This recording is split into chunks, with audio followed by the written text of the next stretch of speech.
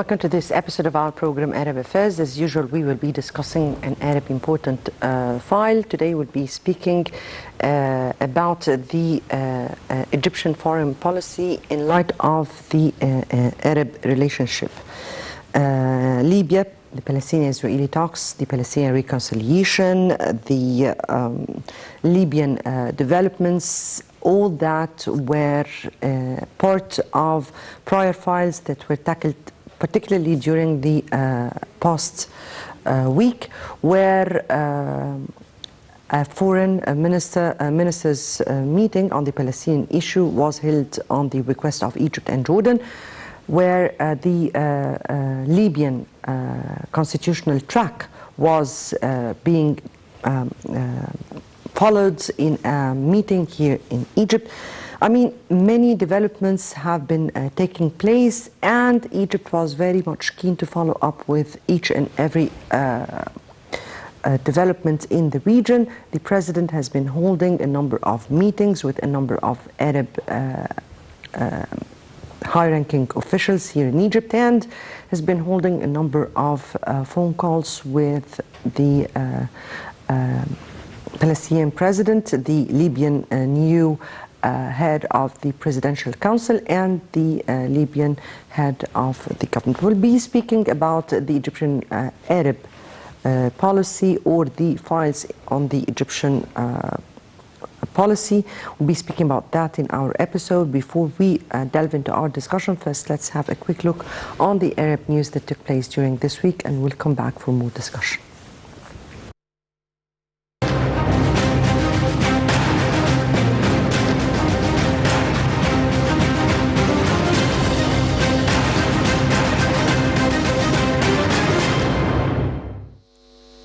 President Abdel Fattah el-Sisi said on Tuesday that he watched the arrival of Hope probe to Mars, which is considered an unprecedented step in the field of scientific research, which heralds a scientific renaissance in the Arab region. The head of the state greeted UAE's leadership, people, and all its geniuses who planned and designed the experiment in an attempt to create a new reality despite of all current challenges. The president added that this mission is part of our ambitions in exploring new horizons in our big world. This came as the United Arab Emirates' first mission to Mars reached the Red Planet and entered orbit on Tuesday after a 7-month, 494 million kilometers journey, allowing it to start sending data about the Martian atmosphere and the climate, and this makes the United Arab Emirates the 5th space agency to reach the planet. In a telephone call with Palestinian President Mahmoud Abbas, President Abdel Fattah el-Sisi reiterated on Thursday Egypt's consistent stance regarding the Palestinian cause. The president said that Egypt continued its relentless efforts to coordinate with the Palestinian side and the international community to reach a clear vision to push forward the peace process to settle the Palestinian-Israeli dispute based on the international resolutions and terms of reference. The two leaders also exchanged views on the latest developments in the inter-Palestinian reconciliation talks. For his part, Abbas hailed Egypt's relentless and most appreciated efforts to support the Palestinian cause. He also said that Cairo's role through history is unchangeable, and the goal of reaching a just and comprehensive solution to the Palestinian issue. Under the auspices of President Abdel Fattah el-Sisi, the Palestinian dialogue concluded earlier this week in Cairo. Palestinian factions took part in the dialogue to prepare for holding the legislative and presidential elections, which Palestinian President Mahmoud Abbas has called for. The 15 factions which signed the Cairo Declaration are taking part in the dialogue. The session covered legal and technical procedures for holding the elections. The participating factions expressed appreciation to President Abdel Fattah el-Sisi's efforts and to Egypt's backing for the Palestinian cause. President Abdel Fattah el-Sisi affirmed that the strategic unique ties binding Egypt and Saudi Arabia have always been the cornerstone for the stability in the entire Arab region, marred by many challenges and threats. President el-Sisi's remarks came during his meeting with Saudi State Minister Issam bin Said on Thursday. The Saudi official conveyed the head of state's message from Saudi King Salman bin Abdulaziz, covering a number of aspects of dual cooperation in light of the deeply rooted historic ties between both countries on the official and popular levels. The two sides agreed on boosting bilateral ties in various domains and continuing consultations over several issues, including Arab security, solidarity, peace and stability. Meanwhile, President Abdel Fattah el-Sisi also met with visiting Jordanian Prime Minister Bishr al-Khassauna on Thursday. During the meeting, President el-Sisi asserted the necessity of continuing coordination with Jordan over the current regional challenges. For his part, the Jordanian premier stressed his country's keenness on cooperating and coordinating with Egyptian different fronts in order to confront common challenges facing both countries and the Arab region as well. The meeting touched on means of boosting bilateral ties in the fields of energy, combating terrorism, and activating mechanisms to carry out projects in the framework of the three-way cooperation agreement. President Abdel Fattah el-Sisi received on Wednesday visiting Iraqi Foreign Minister Fouad Hussein. The meeting reviewed bilateral ties and a number of regional issues of common concern. During the meeting, President el-Sisi hailed the deep historic ties that bind Egypt and Iraq, expressing Egypt's keenness to enhance Iraq's national Arab role. The president also affirmed that Cairo would continue support to Iraqi people in all fields on all bilateral levels or within the framework of trilateral cooperation mechanism with Jordan. President el-Sisi asked the Iraqi foreign minister to convey his greetings to Iraqi President Barham Saleh and Iraqi Prime Minister Mustafa al-Kadhimi. For his part, Iraqi foreign minister conveyed a message from Iraqi President Barham Saleh to President el-Sisi, which centered on a number of bilateral issues.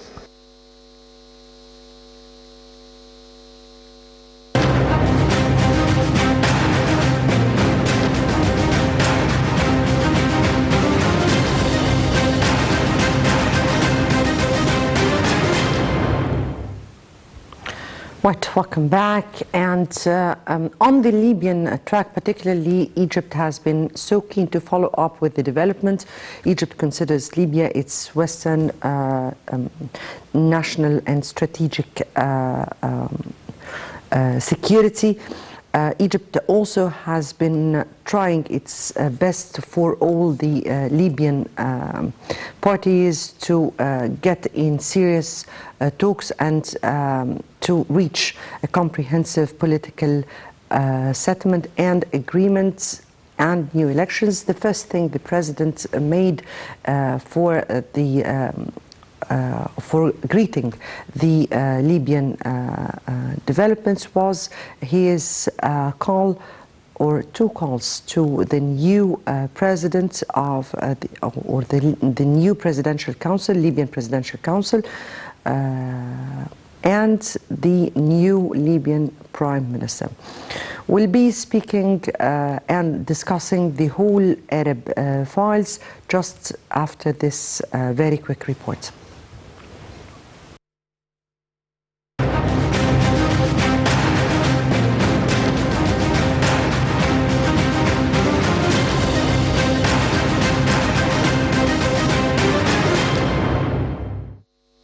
President Abdel Fattah el-Sisi greeted new head of the Libyan Presidential Council, Mohammed al-Meniffi, after being elected by members of the Libyan Political Dialogue Forum. During a telephone call, President el-Sisi wished al-Meniffi success during his mission and expressed hope the new Libyan leadership would present a new era of international integration among Libyan institutions with the aim of ending division for the sake of the country. President el-Sisi also affirmed Egypt's constant support to Libya, especially at the economic, security and military levels. For his part, al-Meniffi expressed appreciation to President el-Sisi and praised the Egyptian-Libyan strong ties. President el-Sisi held another telephone call on Wednesday with the new Libyan Prime Minister Abdelhamid Dbeibeh to congratulate him on the new post, hoping him success during Libya's transitional phase that will launch new development horizons for the country. For his part, Dbeibeh thanked President el-Sisi for his support and expressed keenness to boost bilateral ties in various fields during the coming period. Meanwhile, the Libyan Constitutional Path concluded its meetings on Wednesday in the Red Sea resort of Hurghada. The meetings, the third of their kind, were held under the auspices of the United Nations in the attendance of delegations from the Libyan Parliament and the Higher State Council. Head of the Libyan Higher Election Commission, Ahmed el-Sayeh, also attended the meetings, which aim to discuss mechanisms for holding a referendum on the Libyan constitution. The United Nations Security Council on Tuesday unanimously agreed to support the new transitional authorities in Libya, welcoming them as an important milestone in the country. In a statement drafted by Britain, the Council called on the interim executive authority to agree swiftly on the formation of a new inclusive government and to launch a comprehensive national reconciliation process.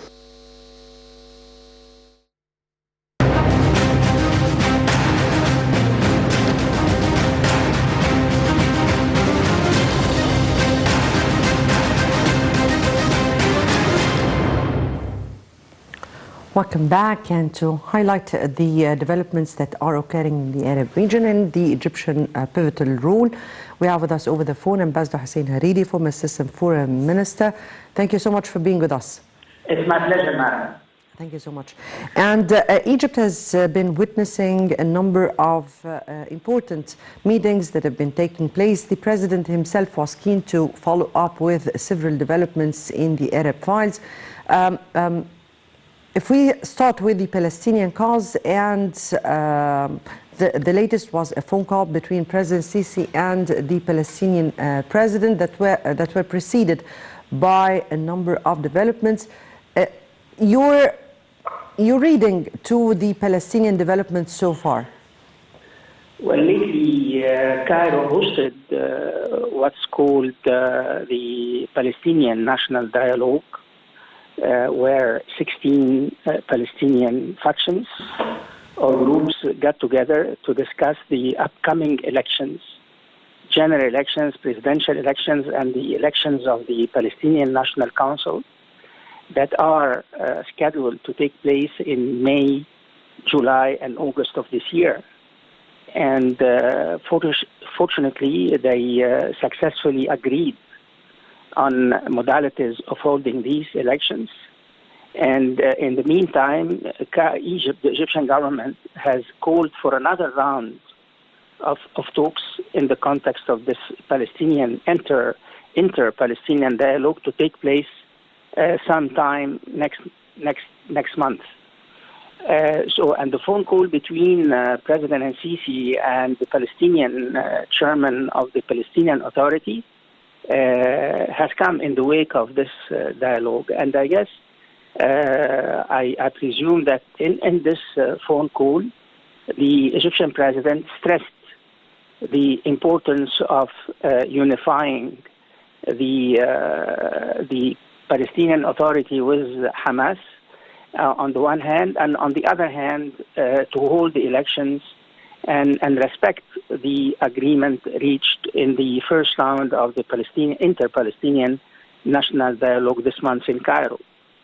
So, and Egypt is coordinating and cooperating with Jordan and with the European Union in this regard. And 1 month ago, Cairo hosted a ministerial meeting for the group called the Munich Group that includes Egypt, Jordan, Germany, and France. That was the third meeting, and the fourth one is expected to take place in Paris sometime in the near future.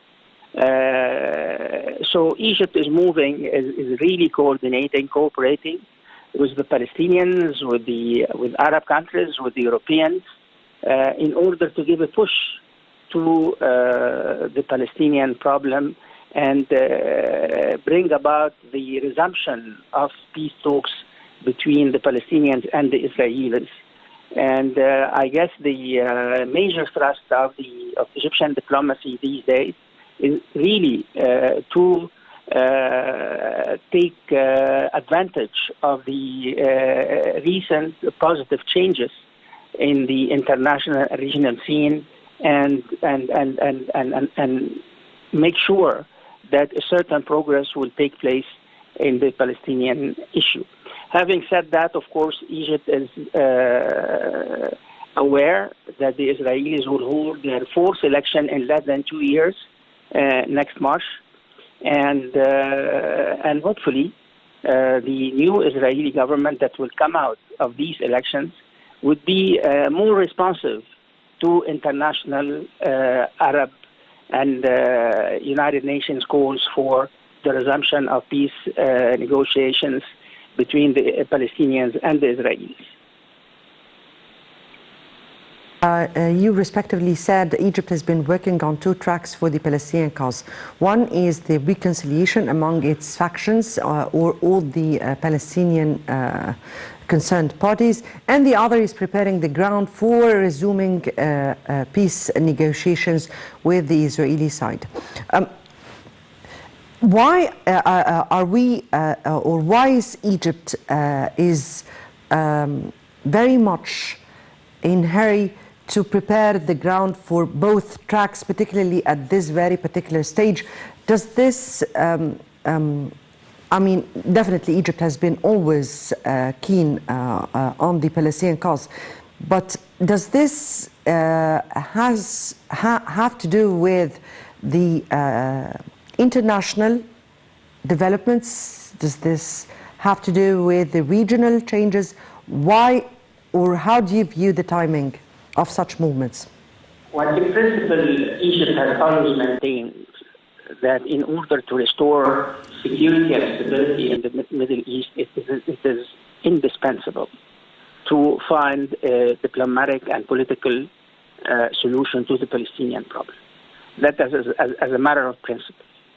But from a practical point of view, I guess the elections of Mr. Joe Biden, the new American president, and with his new Democrat administration, I guess we believe, Egypt believes that this change could be a positive development, a positive outcome, and it would have a positive impact on the peace process in the Middle East. You may recall, Madam, that the new Secretary of State, Mr. Antony Blinken, in an interview with an international news channel 4 days ago, said that the two-state solution is the only alternative to Middle East peace. That's very encouraging, and this is what a change, I would say, on a personal note, what a change from the last 4 years.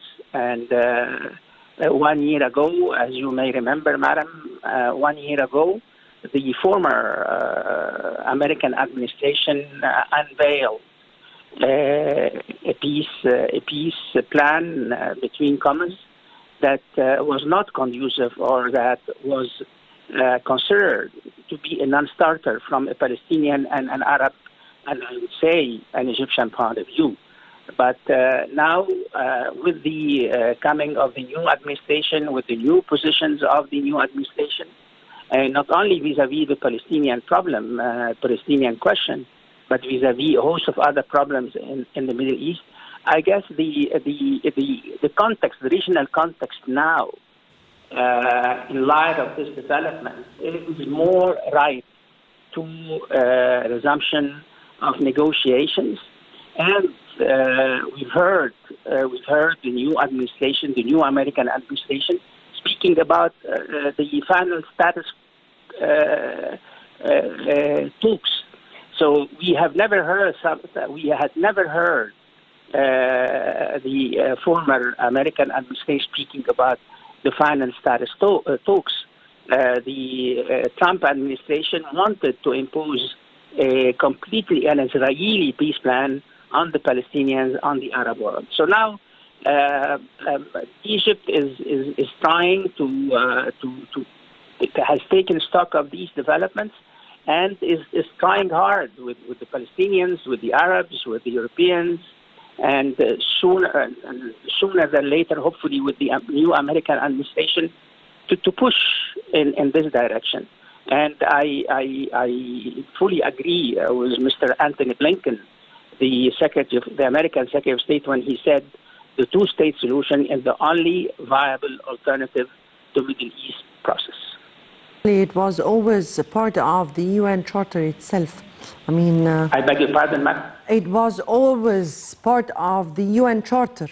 I mean here that the UN Charter has put conditions for the joining of Israel, a two-state solution that confirms a Palestinian independent state beside an Israeli, right? Well, in 2003, the United Nations Security Council adopted a resolution by unanimity in which it was stated plainly that a two-state solution is the solution for the peace in the Middle East. And we are glad to note that the new American administration has taken up once again this Security Council resolution as the ultimate goal of any peace diplomacy in the region. Now we are at the point where all the stakeholders, the Israelis, the Palestinians, are called upon to implement the Security Council resolution, madam. So another important file which is also important for Egypt, which is Libya. And Libya has seen some of the important developments during the past week, particularly a new Libyan chair to the Libyan Presidential Council, Mohammed Yunus Menfi, and a new Libyan Prime Minister, Abdelhamid Dbeiba. And we have seen things are a little bit moving in a positive way in Libya. The first thing, the Egyptian leadership was keen on to congratulate the new Presidential Council and confirms Egypt's support to Libya. How do you view the developments that took place in Libya? What are we supposed to be expecting during the upcoming period? And most importantly, what is the Egyptian coming role in this stage? Well, the finality is holding elections in Libya on December 24th, 2021. And of course, the election of the Presidential Council and the nomination of a provisional Libyan government is a great step on this road. And I guess in the next 11 months or 10 months, I guess the road is paved for the successful conclusion of the Berlin Declaration. 1 year ago, exactly in January 2020, the international community met at Berlin and decided on a roadmap for the resolution of the Libyan conflict. And Egypt is working in the context of this declaration, madam. And Egypt has supported and has lent its support to the process, the Berlin, what I call the Berlin process. So we saw last September, we hosted some meetings for the military commission that came out of the Berlin summit. And lately, we hosted a meeting or various meetings for the Constitutional Committee, the Libyan Constitutional Committee, that is supposed to agree on a constitution or in a constitutional document before the elections that are scheduled to take place next December. So Egypt is working with the international community, particularly with the European Union and with German diplomacy, French diplomacy, in order to support the Berlin process, madam. Right. When we speak about the developments taking place in Libya, how do you view the so far developments? What should be the challenges meeting the new government or the new Presidential Council at this upcoming stage? Well, I guess they are aware of the challenges and they committed themselves to holding the elections as agreed upon next December. And the International Security Council, the European Union, the Arab League, and the neighboring countries, particularly Egypt, Tunisia, Algeria, are there to help them in order to carry out the Berlin promise and the Security Council resolution number 2510 last February that has adopted the Berlin Declaration. And they know, I'm sure that they are open to any outside help, whether an Arab help or an international help, in order to help them successfully implement this roadmap. And so far, it seems that there is a forward movement. There is a momentum in Libya, Libya-specific momentum, and this is very important, madam. The Libyans themselves are the only party that would bring to a peaceful conclusion, that would reach a peaceful settlement for the Libyan conflict. And they realize that otherwise Libya would descend into chaos and insecurity and instability. So let's hope, madam, that the new political setup in Libya, which is provisional, of course, would remain committed to the course charted in Berlin and in the Security Council Resolution 2510. Well, we're speaking here about two important challenges. One is militias and weapons with those militias who are not within the framework of the national institutions in Libya.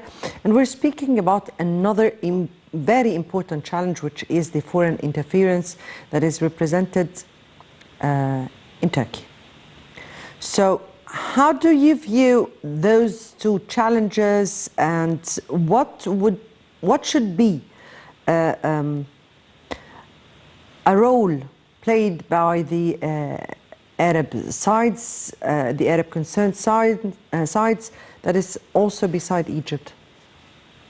Well, as far as the Arab countries are concerned, let's hope that they would honor the Security Council resolution, and no Arab country would try to intervene in Libyan domestic affairs away from the new provisional political setup. Libya now has a political setup that is internationally recognized, and if any Arab country, without exception, would like to deal with the Libyan issue, it has only one way, is to deal with the Libyan question through this new political setup.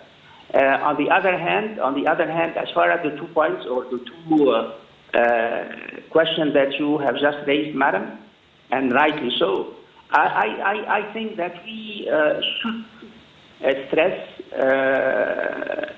we should work for this goal of holding elections next December.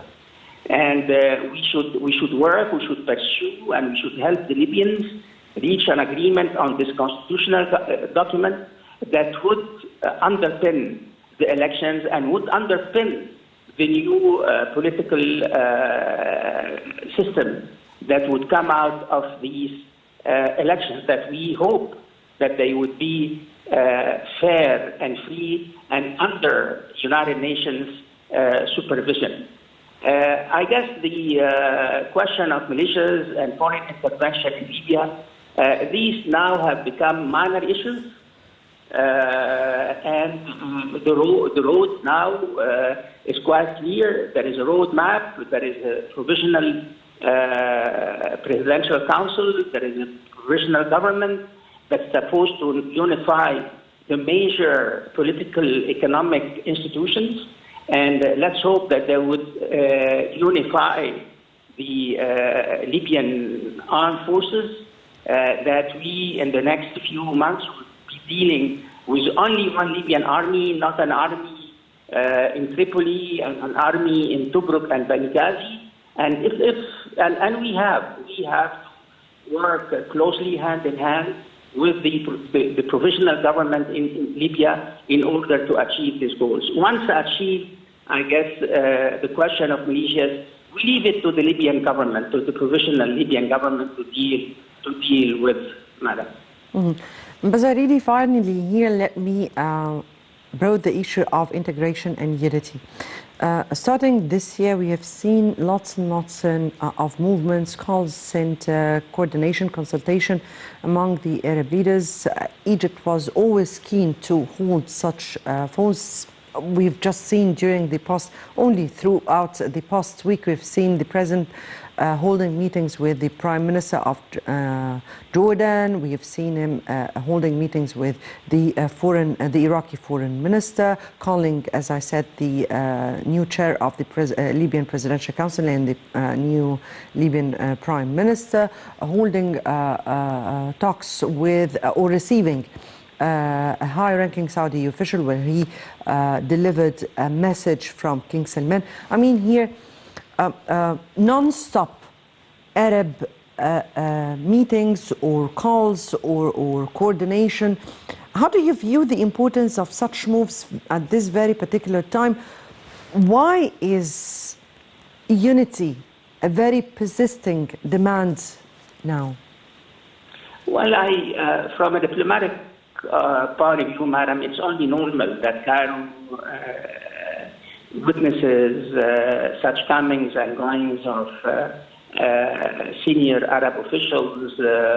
As far as Egypt, Jordan, and Iraq are concerned, we are talking about cooperation and coordination in the context of what's known as the tripartite mechanism that was set in motion in March 2020 between Egypt, Iraq, and Jordan. I'm sorry. I stand to be corrected. That was set in motion by Egypt in March 2019. And so far, the three countries have held three summit meetings. The last one Iraq, Jordan, and Egypt. Hello? Yes. The last one was in Amman, Jordan, last August. And the foreign ministers of the three countries got together in Cairo last November, if I'm not mistaken.